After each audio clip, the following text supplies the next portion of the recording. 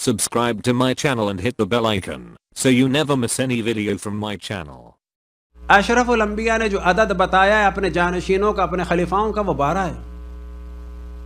اتفاق سے بعض علماء اہل سنت نے کہ اللہ ان کی توفیقات میں اضافہ فرمائے، جرت سے کہا کہ اشرف الانبیاء کے خلیفہ 12 ہیں، اور باقاعدہ نام بھی لیے کہ مولا امیر المومنین امام حسن، امام حسین، امام زین العابدین، امام محمد باقر، امام جعفر صادق، امام موسیٰ کاظم، امام رضا، امام محمد تقی، امام علی نقی، امام حسن عسکری اور امام مہدی علیہ الصلوۃ والسلام۔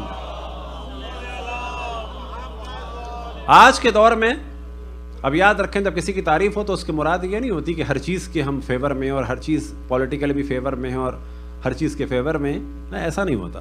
جس ٹاپک کو ڈسکس کیا جا رہا ہے صرف اس کی بات ہو رہی ہے۔ اب اگر کہا جائے کہ پوپ کی ہمیں یہ چیز اچھی لگی تو آپ یہ نہ کہیں کہ جی مولانا ایسا ہی ہو گئے نہ، یہ چیز اچھی لگی۔ ہمارے یہاں لوگ فوراً ادھر ادھر ہو جاتے ہیں، یا ادھر یا ادھر۔ اس زمانے میں ڈاکٹر طاہر القادری نے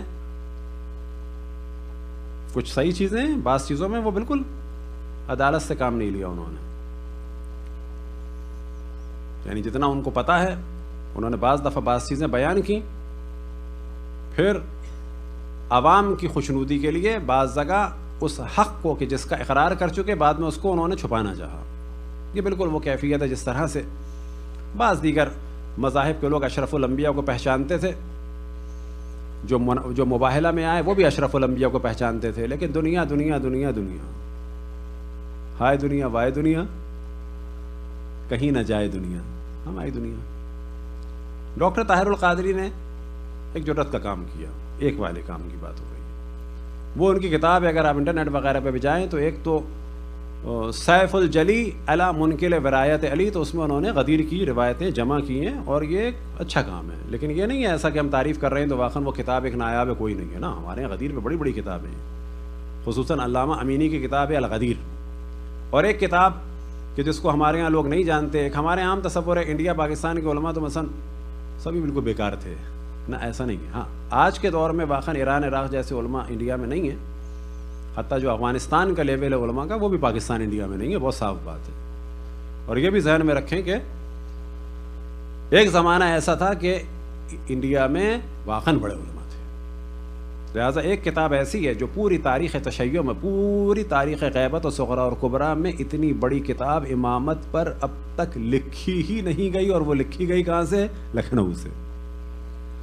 اس کتاب کی ابتدا کرنے والے تھے حضرت آیت اللہ علامہ حامد حسین لکھنوی، اور اس کتاب کو مکمل کرنے والے تھے حضرت آیت اللہ ناصر حسین لکھنوی۔ ان تمام علماء کے درجات کی بلندی کے لیے بر محمد وآل محمد صلوات۔ اور اس کتاب کا نام ہے ابقات الانوار، یہ امامت کے موضوع میں، اور اس سے بڑی کتاب آج تک دنیا میں نہیں لکھی گئی۔ اس کتاب کے بارے میں اس وقت علماء، بڑے بڑے اسکالر کہتے ہیں اس کتاب کو ری پرنٹ کرنے کے لیے جو ان دو آدمیوں نے لکھی ہے، کئی سو محققین کی ضرورت ہے کہ جو اس کو ری پرنٹ کریں اور دوبارہ اس کو اچھی طریقے سے چھاپیں۔ اتنا بڑا پروجیکٹ ہے یہ۔ تو اس سے قطعاً مراد نہیں کہ جو کہ طاہر القادری صاحب نے کام کیا ہے وہ اچھا سے مراد یہ نہیں ہے کہ وہ سب سے اچھا ہے نا، اپنی دنیا میں انہوں نے جرت کا کام کیا اور غدیر کی روایات کو لا کے دیا، اور خصوصاً اس موضوع کو لا کے دیا کہ مولا امیر المومنین نے اپنی امامت کا غدیر کی حدیث سے استدلال کیا ہے خود۔ دوسری ایک کتاب ہے قول المعتبر فی امام المنتظر، قول المعتبر فی امام المنتظر، یعنی امام مہدی علیہ الصلوۃ والسلام کے بارے میں۔ اور اس کتاب میں وہ انہوں نے جرت کا کام کیا کہ انہوں نے 12 ائمہ علیہم الصلوۃ والسلام کا ذکر کرنے سے پہلے کہا کہ اشرف الانبیاء کے جو خلفاء ہیں وہ ایک تو سیاسی ہیں۔